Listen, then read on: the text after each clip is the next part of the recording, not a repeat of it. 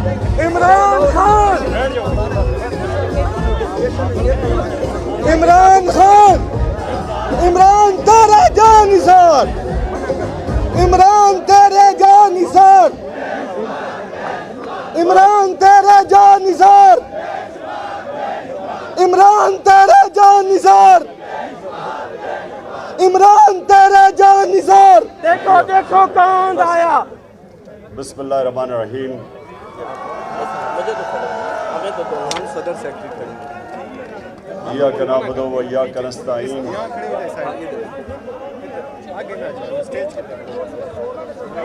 خاموش پلیز خاموش. اللہ تیری عبادت کرتے ہیں, تیرے سے مدد مانگتے ہیں. میں آج سرگودا بار ایسوسی ایشن پریزیڈنٹ صاحب آپ کا شکریہ ادا کرتا ہوں. ممبرز جو پنجاب بار کونسل کے آج بیٹھے ہوئے ہیں 5, ان سب کو خوش آمدید بھی کہتا ہوں. آپ کا گیسٹ بھی ہوں اور ادھر آنے کا بھی آپ کا خیر مقدم کرتا ہوں. اور میری جو انصاف لائرز فیڈریشن ہے ان سب کو بھی میں آج خوش آمدید کہتا ہوں. اچھا جی, اب تھوڑی خاموشی سے آپ نے میری بات سنی, آرام سے. دیکھیں, میں پہلے تو آپ کو جو اپنی 26 سال پہلے میں اب اس جد و جہد میں آیا تھا, جہاد میں, اس کا ایک مقصد تھا, اور وہ جو ایک بہت بڑا مسلمان ذہن ابن خلدون کہتا ہے, جس کو فادر آف ماڈرن ہسٹری سمجھا جاتا ہے. ساری دنیا میں مانا جاتا ہے کہ جو اس نے ماڈرن ہسٹری کی جو اس کی ابن خلدون کی جو فلسفہ تھا, وہ دنیا مانتی ہے کہ پہلا اتنا بڑا عظیم ہسٹوریوگرافر تھا. تو وہ کیا کہتا ہے میں نے جو قرآن کا مطالعہ کیا ہے تو میرا سارا جو نچوڑ ہے قرآن کے مطالعے کا وہ یہ ہے کہ اللہ نے انسان کو زمین پہ بھیجا یہ ایک چیز کے لیے ہے کہ میری زمین پہ انصاف قائم کرو. اب یہ آپ نے سمجھ جائیں, تھوڑی خاموشی کیجیے, آپ نے ذرا ایک بات میری سننی ہے غور سے. دیکھیں, اللہ نے جب انسان کو اشرف المخلوقات بنایا, سب سے عظیم مخلوق, تو اس نے یہ بھی کہا کہ جب انسان اوپر جاتا ہے, اس کی پرواز اوپر ہوتی ہے, تو فرشتوں سے بھی اوپر چلا جاتا ہے, لیکن جب وہ گرتا ہے تو جانوروں سے بھی نیچے چلا جاتا ہے. تو انسان کے معاشرے میں اور جانوروں کے معاشرے میں فرق کیا ہے؟ 2 فرق ہیں. انسان کے معاشرے میں انسانیت ہے, ہمارے میں فکر ہوتی ہے کمزور کی. اگر واقعی انسانیت کا نظام ہے جو نبی صلی اللہ علیہ وسلم نے دنیا کی پہلی فلاحی ریاست بنائی تھی مدینہ میں, جدھر اصل میں انسانیت کو آگے رکھا گیا. زکوٰۃ پہلی دفعہ کانسیپٹ لے کے آئے کہ عام آدمی پیسے والوں سے پیسہ لو اور عام آدمی کے اوپر خرچ کرو, جو غریب ہیں ان کو اوپر اٹھاؤ. یہ بڑا عظیم کانسیپٹ تھا فلاحی ریاست کا, جو آج مجھے افسوس سے کہنا پڑتا ہے کہ اسکینڈینیویا میں اگر آپ جائیں تو آپ کو صحیح معنی میں فلاحی ریاست نظر آتی ہے, لیکن شاید ہی کسی مسلمان ملک میں وہ فلاحی ریاست نظر آتی ہے جو نبی صلی اللہ علیہ وسلم نے کانسیپٹ دیا تھا مدینہ میں. اور دوسری جو جانوروں سے اور انسان میں فرق ہے, جانوروں کے نظام میں انصاف نہیں ہے, طاقت کی حکمرانی ہے. جو طاقتور ہے اس کے لیے ایک قانون ہے، اور جو بیچارہ کمزور ہے وہ چھپتا پھرتا ہے، کوئی اس کی حفاظت کرنے کو لیے نہیں۔ انسانی معاشرہ ہوتا ہے جدھر ایک کمزور کو تحفظ دیا جاتا ہے، اس کو قانون کہتے ہیں۔ قانون تو کمزور کو چاہیے، طاقتور تو ویسے ہی کبھی قانون کے نیچے نہیں آنا چاہتا، صرف کمزور کو قانون چاہیے طاقتور سے تحفظ لینے کے لیے۔ سو یہ میں آپ کو صرف انیشل بتا رہا ہوں کہ میں نے جب 26 سال پہلے اپنی یہ سٹرگل شروع کی تھی تو یہ دو پرنسپل تھے، انصاف، انسانیت، اور تیسرا خودداری، کیونکہ لا الہ الا اللہ انسان کو آزاد کر دیتا ہے، کسی کا، انسان کی اور ہر قسم کی غلامی سے آزاد کر دیتا ہے۔ ایک حدیث ہے کہ لا الہ الا اللہ انسان کو غیرت دیتا ہے، کسی کے سامنے نہیں جھکتا وہ۔ تو یہ تین پرنسپلز تھے۔ تو میں آج بات صرف انصاف کا کرنا چاہتا ہوں، اور میں آپ کے پاس اس لیے آیا ہوں کہ میں چاہتا ہوں کہ آپ اب میرے ساتھ مل کے اس ملک کی جو حقیقی آزادی کی جنگ ہے، آپ میرے ساتھ مل کے اس پہ شرکت کریں۔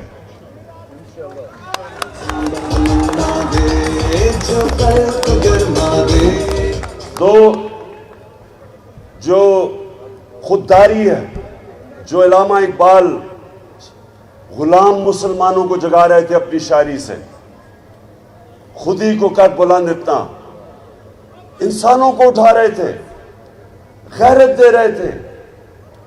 اور پھر شاہین تو وہ ہے جب اپنی زنجیریں توڑ کے اوپر جاتا ہے، غلام تو اچھا غلام بن جاتا ہے۔ مولانا رومی جس طرح کہتے کہ جب اللہ نے انسانوں کو کہتے جب اللہ نے تمہیں پر دیا تو کیوں زمین پہ رینگ رہے ہو؟ کیونکہ اللہ نے ہم سب کو وہ پوٹینشل دیا ہے کہ ہم تو فرشتوں کے اوپر بھی جا سکتے ہیں، لیکن مسئلہ یہ ہے کہ غلام اوپر نہیں جا سکتا، چاہے وہ غلام ہو اس لیے کہ ایک ملک کے اندر ظلم کا نظام ہو، جو طاقتور کا انسان غلام بن جاتے ہیں۔ یہ جو فیوڈل سٹرکچر ہے یا جو جاگیردارانہ نظام ہے، یہ کیا ہے کہ جو اوپر جاگیردار ہے وہ قانون کے اوپر ہے، نیچے جو بیچارے ہیں ان کے پاس کوئی حقوق ہی نہیں ہے، تو غلام رہتے ہیں۔ میں ہمیشہ بتاتا ہوں لوگوں کو کہ جب بھی اس بر صغیر میں فتح کرنے والے کانکررز آئے، سب شمال سے آئے سوائے انگریز کے جو سمندر سے آیا، تو کوئی راستے میں رکاوٹ نہیں ہوتی تھی۔ جب وہ پہاڑوں سے نکلتا تھا، افغانستان سے، خیبر سے نکلتا تھا، تو سیدھا راستہ پہنچا تھا دلی کا، کیونکہ لوگ غلام تھے۔ جب وہ غلام تھے تو وہ لڑتا ہی کوئی نہیں تھا اپنی آزادی کے لیے، صرف آزاد لوگ اپنی آزادی کے لیے لڑتے۔ تو ایک پانی پت کی جنگ ہوتی تھی اور جو بھی جیتا وہ ہندوستان کا سربراہ بن جاتا تھا، باقیوں کی زندگی پہ کوئی فرق نہیں پڑتا تھا، کیونکہ وہ پہلے غلام تھے۔ صرف آزاد لوگ کھڑے ہوتے ہیں اپنی آزادی کے لیے، صرف آزاد لوگوں کی پرواز ہوتی ہے۔ تو ایک تو ہم نے اپنے ملک کو، یہ جو ہم اوپر امپورٹڈ حکومت بیٹھی ہوئی ہے جو کہ بیرونی امریکی سازش سے ہمارے پہ مسلط کی گئی ہے، جو وہ ہر کام کریں گے جو اوپر سے حکم آئے گا، یہ آپ کے حقوق کے لیے کبھی کھڑے نہیں ہوں گے۔ انہوں نے پوری کیمپین چلائی کہ پاکستان میں بہت مہنگائی آ گئی، عمران خان کو اس لیے ہٹانا چاہیے کہ مہنگائی بہت زیادہ ہے۔ جو 4 مہینے میں ان کے دور میں مہنگائی آئی ہے، اس ملک کی تاریخ میں ایسی مہنگائی نہیں آئی۔ آج جو مہنگائی ہے، جن لوگوں کو بجلی کے بل ملے ہیں، یہ تو ابھی ایک ہی ہے۔ ہر چیز آج مہنگی ہو گئی، اور ان سے پوچھو تو کہتے ہیں جی IMF کا حکم ہے۔ بلکہ ہمارے اوپر ایک نئی چیز، پہلے انہوں نے توہین مذہب لگا دیا میرے پہ، اب مدینہ میں جا کے لوگوں نے ان کو چور کہہ دیا، اس میں میرا کیا قصور تھا؟ میرے اوپر توہین مذہب، میرے اوپر یہاں FIR کاٹ دی. اب ایک منٹ اب شوکت ترین کے اوپر ایک اور نئی، اسے کہتے ہیں جی اس کو غداری کی دفعہ لگنی چاہیے. وہ کیا ہے کہ جی اس نے IMF کی توہین کر دی، توہین IMF، ایک اور FIR آپ کٹنے لگی ہے. تو ایک منٹ ابھی نہیں، تو ایک منٹ تھوڑا سا ذرا جذبہ سنبھالے. میں ذرا کیونکہ آپ سے بڑی امپورٹنٹ باتیں کرنے آیا ہوں جی. تو سب سے پہلے یہ یاد رکھیں کہ ہماری جو حقیقی آزادی کی تحریک ہے اس میں ہم نے ایک آزاد، خود مختار، غیرت مند قوم بننا ہے جو کبھی کسی کی سوائے اوپر والے کی کسی کی غلامی نہیں کرے گی. اور ہم فیصلے پاکستان کے فیصلے پاکستان میں ہوں گے، کوئی امپورٹڈ فیصلے نہیں ہوں گے اس ملک پہ. کہ اگر ہم سمجھتے ہیں کہ روس سے تیل میں ہندوستان 40% کم قیمت پہ تیل خرید رہا ہے، ہم کیوں نہیں خرید سکتے؟ کیونکہ یہ امپورٹڈ حکومت کو خوف ہے کہ جن لوگوں کی یہ غلامی کر رہے ہیں وہ اجازت نہیں دیں گے ان کو. لوگ بچارے مہنگائی میں پس جائیں، یہ وہ کریں گے جو ان کے آقا ان کو حکم کرتے ہیں.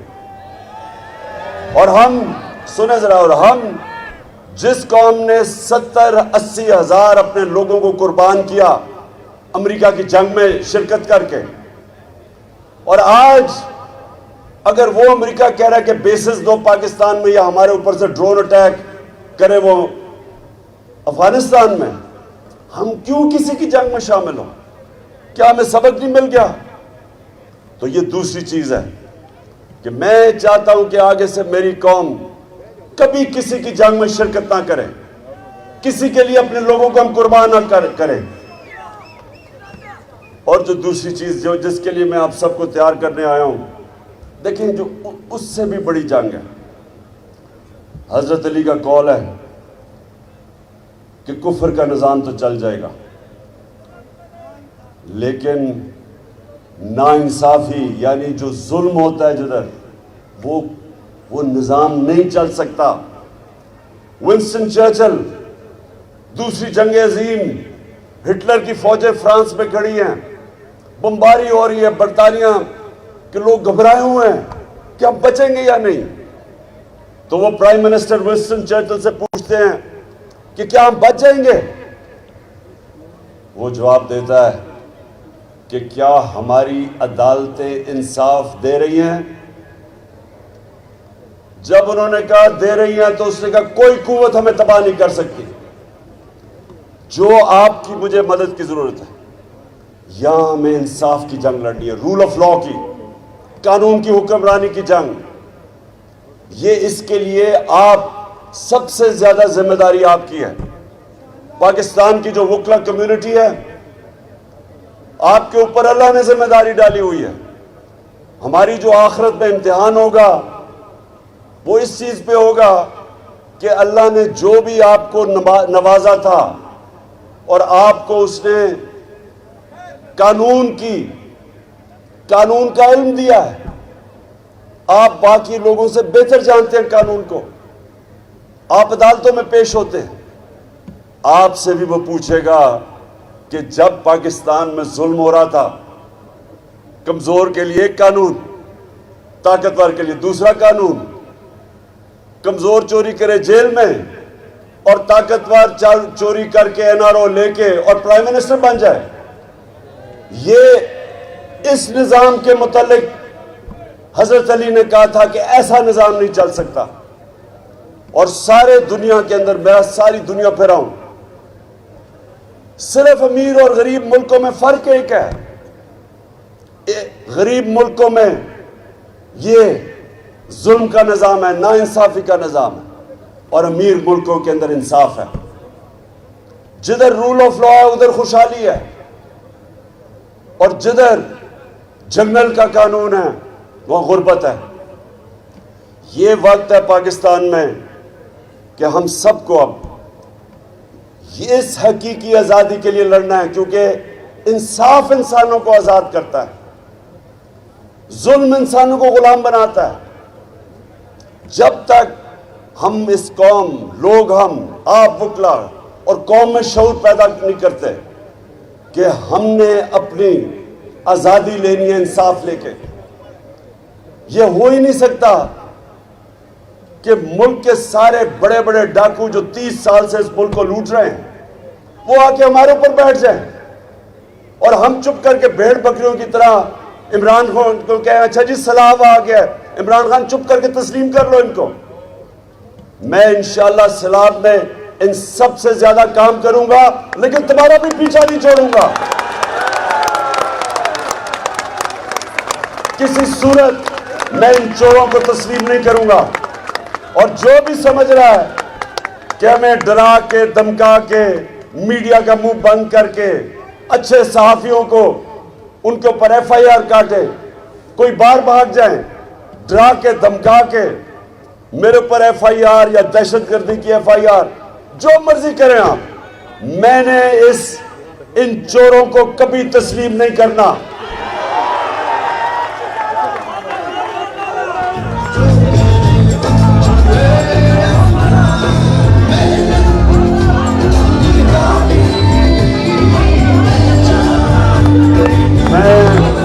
میں اپنے سارے پاکستان کے وکلا کو آج اس حقیقی آزادی کی تحریک میں دعوت دے رہا ہوں۔ آپ نے سب نے میرے ساتھ چلنا ہے، اور کسی صورت یہ جو قبضہ ہوا ہے، ملک کے اوپر قبضہ کیا ہوا ہے، اس مافیا نے قبضہ کیا ہوا ہے، اور یہ ان کی جڑیں ہر جگہ ہیں، اور پوری ان کی کوشش ہے کہ ہم کسی طرح خوف میں آ کے ان کو تسلیم کر لیں۔ میں بار بار لوگوں کو کہتا ہوں کہ لا الہ الا اللہ بت توڑ دیتا ہے، پیسے کا بت، لالچ، خوف کا بت جو سب سے خوفناک بت ہے، جو انسانوں کو غلام بناتا ہے۔ خوف پھیلایا جا رہا ہے کہ جی دہشت گردی میں مجھے پکڑ کے جیل میں ڈال دیں گے، توہین وہی مذہب۔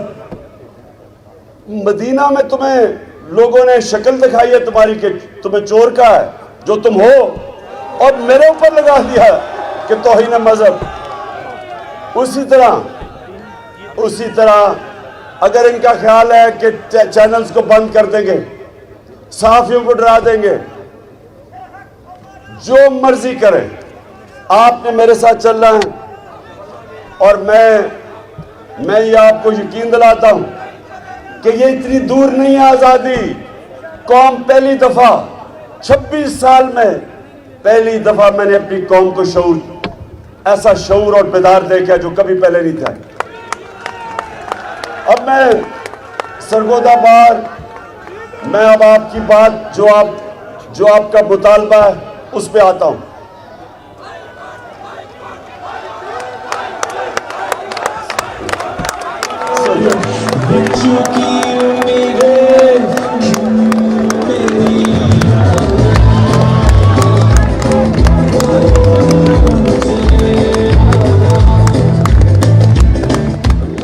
میں دیکھیں، سب سے پہلے تو میں آپ کو ایک بات کہنا چاہتا ہوں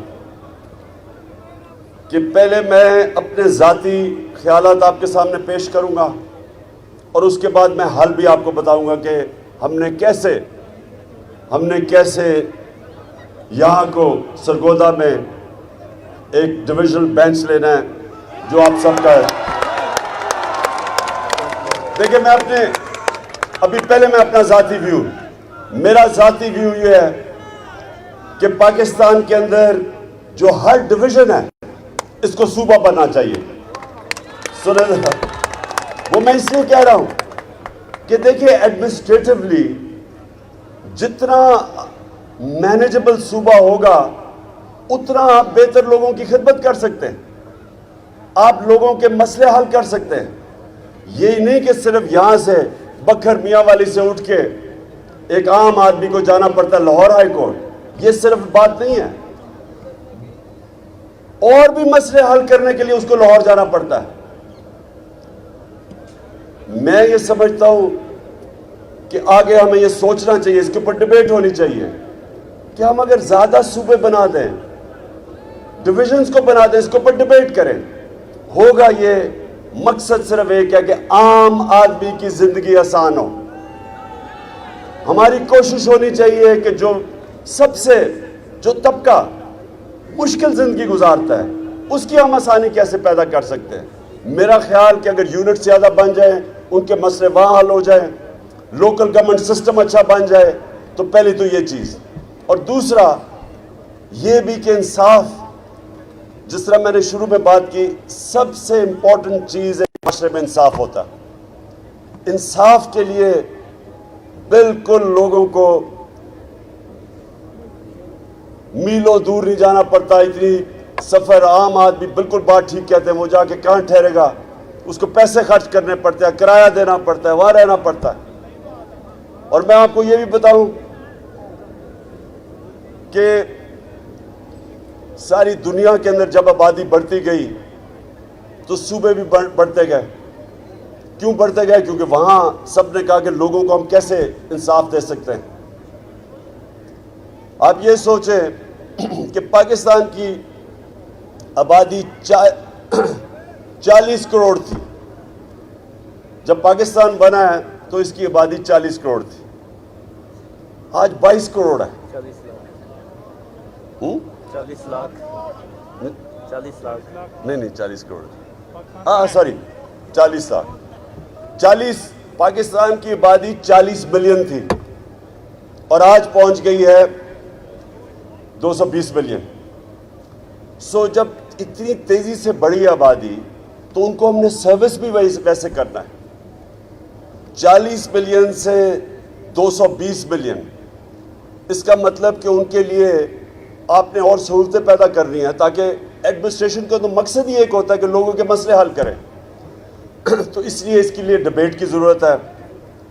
آپ کا جو بینچ ہے میں ذاتی طور پہ سمجھتا ہوں کہ ضرور بننا چاہیے.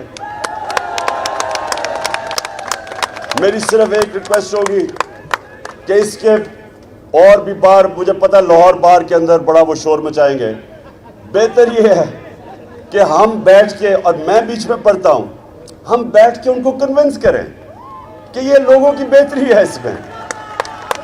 اور میں آپ کے ساتھ مل کے ان کو کہوں گا کہ یہاں لوگوں کی زندگی آسان کرنے کے لیے اور انصاف دینے کے لیے یہاں ضرور, بلکہ ہر ڈویژن میں بینچ بننا چاہیے. اچھا, اب آخر میں آپ نے میرے سے وعدہ کرنا ہے کہ آپ نے سب نے میرے ساتھ پاکستان کی حقیقی آزادی کی تحریک میں شامل ہونا ہے. پاکستان زندہ باد.